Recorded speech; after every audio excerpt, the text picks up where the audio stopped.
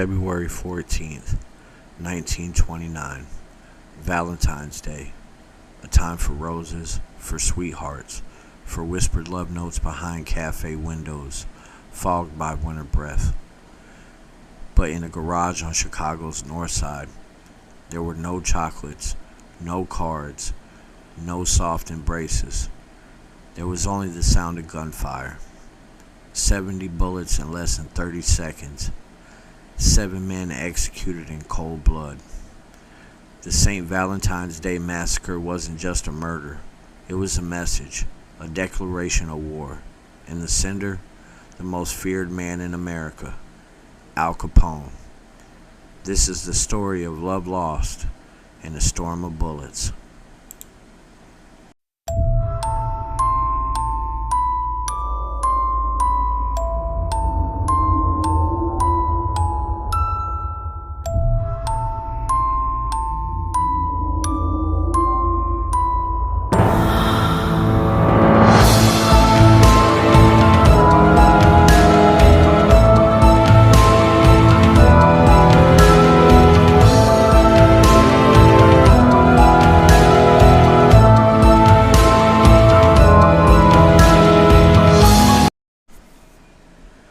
Chicago in the 1920s was a city boiling beneath the surface.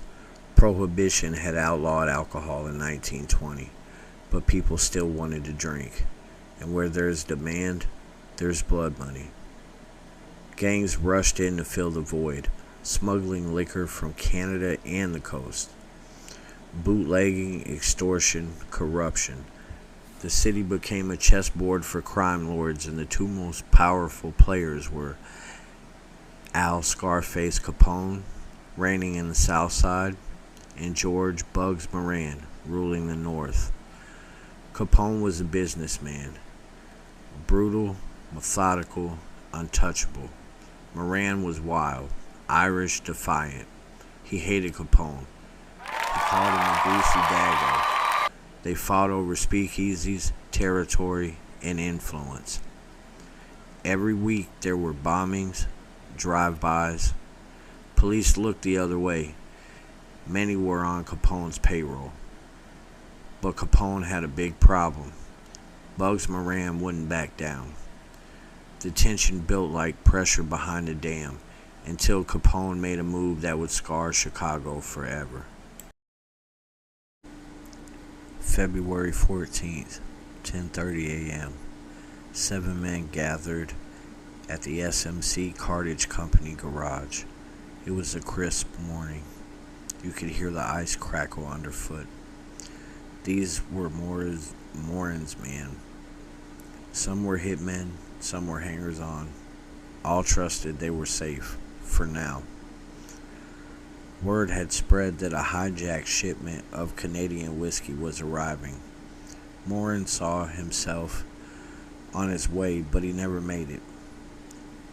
He saw a suspicious police car nearby and turned back.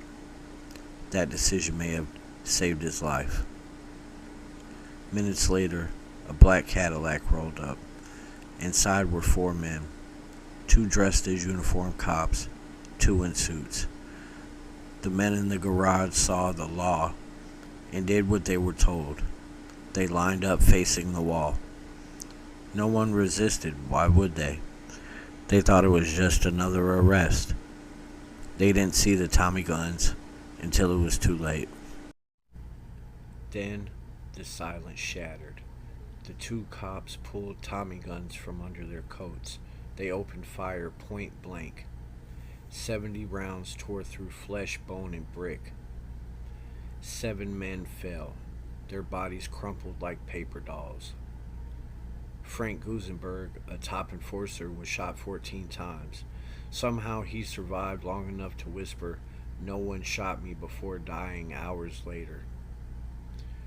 Others included Albert Kochelik, Moran's second in command, Adam Heyer, James Clark, Reinhard Schwimmer, John May, and they were mechanics caught in the wrong place at the wrong time. The hitmen even staged a fake arrest scene, marching the cops and suspects out together so witnesses wouldn't suspect murder. When police arrived, they found a scene out of a nightmare. Blood pooled on the concrete floor. Bullet holes pocked the bricks like disease. A dog still chained to a truck barked in terror, but Moran, nowhere to be found. The city was in shock. This was not a back alley killing. This was a slaughter. Cold, calculated, public. Capone, of course, denied everything. He was in Florida at the time, golfing, sipping cocktails, smiling. But the public had enough.